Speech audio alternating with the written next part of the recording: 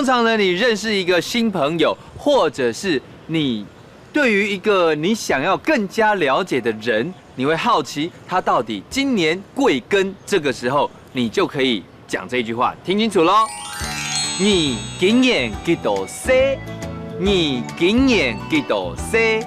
你今年几多歲？你今年几岁？这一句話呢，可以讓你更了解對方，好不好？我們接下來看看這句話怎麼使用。走。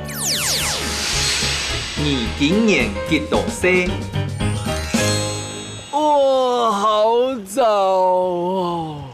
哦，一大早公園就按鬧耶，這麼熱鬧啊！我以為我這樣已經算很早起了呢，沒想到這些人比我更早起。哎。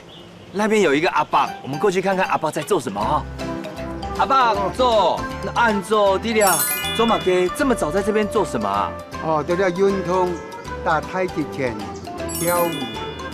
啊，運動，打太極拳，打太極拳，還有跳舞哎。阿伯，你看起來懂天空，很健康哎。你今年幾多歲？你今年幾歲？75歲。哦，75歲，75歲，看起來還這麼健康哦。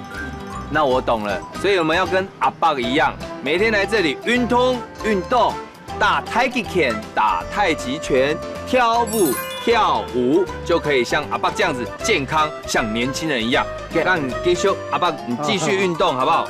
我在這裡陪你哦。複習時間。你今年幾歲？你今年幾多歲？你今年幾多歲？真熱鬧，按鬧熱。做什麼？做馬雞。跳舞。行真嘢客家 V&B，本人客家 Q 下嚟講客家話。